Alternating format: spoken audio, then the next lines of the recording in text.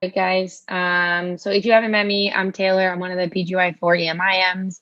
I'm going to do a quick wrap up on this paper. There's a lot to discuss, but I'm going to go through the consort checklist, which is a checklist that you can use, or that if you're designing a study you use, and if you're submitting a study you use, to kind of go through and make sure you're including everything that you need so that the reader can understand what you were planning to do. So I'm going to use this method. There's a yes and no for each of these questions if they successfully achieved this part of the checklist. So the first one is looking at their primary outcome. Did they define their primary and secondary outcomes? And did they identify changes to their outcomes after the trial commenced? Okay, so my answer to this question is no. And the reason for that is, as I'm sure you guys have discussed in your studies, the primary outcome for this paper when they submitted it to clinicaltrials.gov, when they wrote their initial plan, was all-cause mortality for patients treated within 8 hours. That's a patient-centered outcome, and within 8 hours was the time that they thought they would find clinical significance.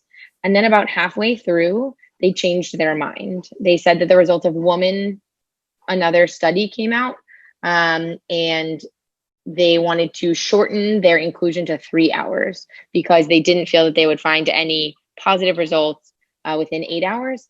But they also changed their primary outcome to head injury related death. We talked about this in my small group, that this isn't a well-defined outcome. They don't even define it. They leave it up to the providers to identify what is head injury related death.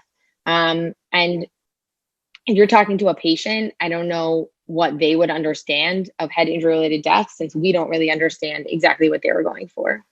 And this change of these hours also arbitrarily removed 3,500 patients. They look at them in the appendix, but they remove a pretty large group of patients from their analysis when they made this change.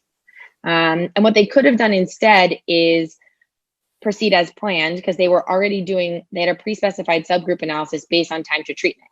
So these patients within 3 hours would have been looked at, but it would have been a subgroup analysis. So like Dr. Sabshi mentioned, you cannot really make a strong conclusion, but they could have done this study, shown maybe within 3 hours it showed some benefit and they needed another study.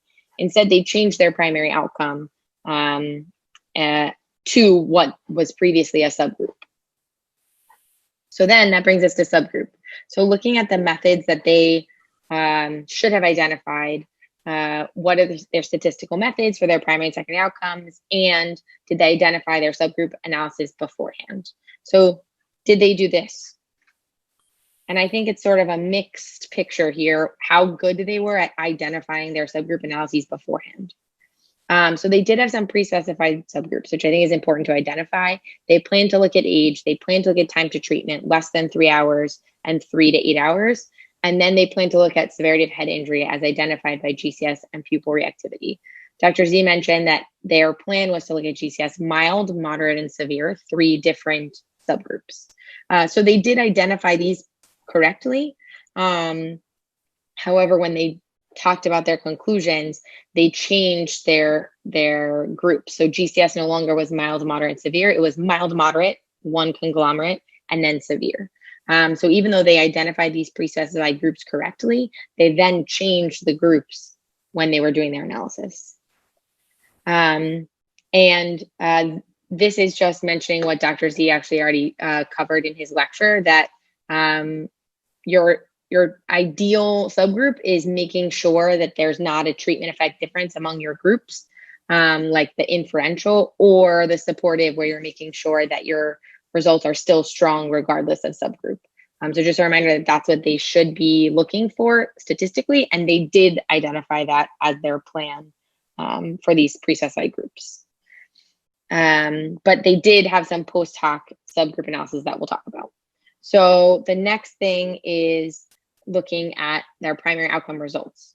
So did they report their results? Did they talk about effect size, precision?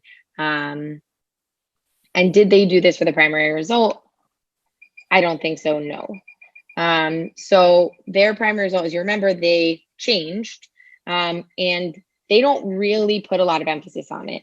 They write 1 line in their results, and there's 1 line in table 2, and there's no difference. There's no significant difference in their primary outcome And they minimize that very much, and they focus on these subgroup analyses. There are figures for these subgroup analyses instead of a table, but their primary outcome was not statistically significant based on the data that they gave us. So looking in their subgroup analysis, which is the big thing that we wanted to take away from this paper. So importantly, showing the results and distinguishing pre-specified subgroup analysis from exploratory or post-hoc analysis. So did they do this? Did they do a good job of differentiating the two and reporting all the results?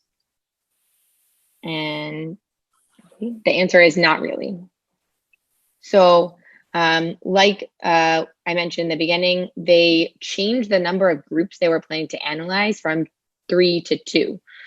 So in their main figure showing that mild to moderate patients appeared to have a significant change with TXA, that's a different subgroup than they planned. So it's really not a pre-specified analysis because they changed their groups after the fact.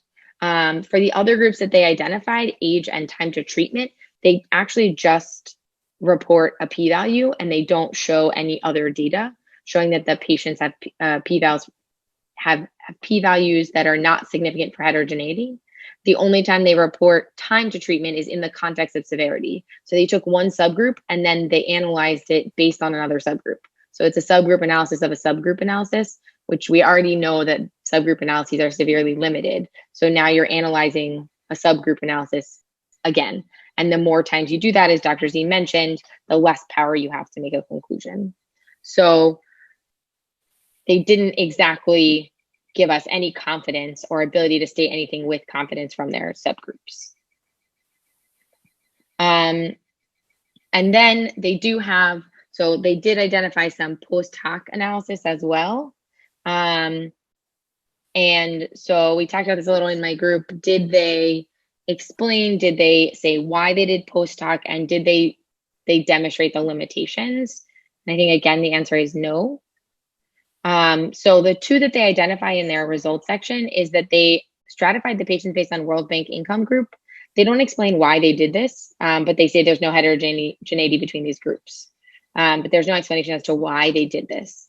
And then the second one, they had already pre-specified to remove patients with one unreactive pupil and a GCS of 3 because they thought these patients were too sick and they might skew their results.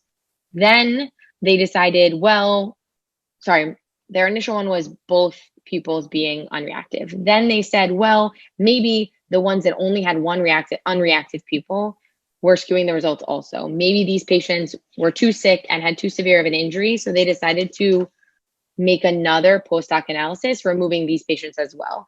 And all the information they give you is that the treatment effect was noticeably larger. They don't give you any data. They don't talk about the limitations of doing this analysis post-hoc. They just say that their treatment effect was noticeably larger, and they leave it at that. But this is a post-hoc analysis. We don't really have a good idea as to the comparison of the data with and without these patients. So it's not something we can make any strong conclusions about. And then most importantly, every study is supposed to identify their limitations. So they did all these subgroup analyses. Did they warn the reader how limited any conclusions from these analysis could be? And the answer is 100% no.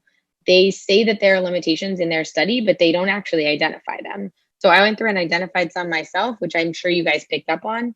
They did multiple post-hoc analysis. They changed their inclusion criteria and their primary outcome halfway through their recruitment. And they changed their subgroups during statistical analysis. Even though they pre-specified them, then they changed them again to, we assume that they did it because the results of the new subgroup analysis look better than the ones that they had pre-specified. In addition, they didn't present all of the data. So they made conclusions without giving us all of the numbers. And it's our job as the readers to look at their data and make sure that the conclusions that they're making make sense. And we didn't get all the data, so it's hard for us to do that.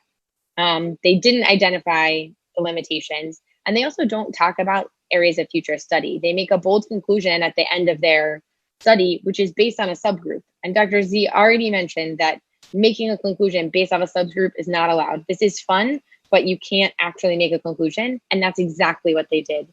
They said that based on their subgroup and their changed outcomes, that this was the outcome, but they really can't say that.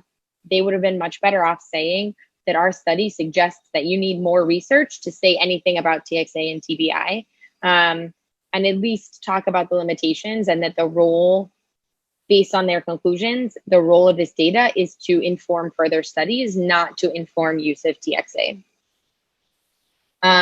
So in conclusion, did they do a good job? Can we take their conclusion at face value? Can we take this study and say, yes, I'm going to give TXA to my TBI patients? And I hope that you all understand that the resounding answer to that question is no, that this study at its very best can inform future studies, but the results are not strong enough to actually influence patient care. And like Dr. Sabji mentioned, they're not strong enough to make changes on an individual patient level. So hopefully that wasn't too fast. Thank you to the EBM team, Dr. Z, Dr. Shaw, Dr. Frisch, Dr. Sinner, and Palladino. Awesome. Thanks, Taylor. We're clapping for you. I'm just going to open up the forum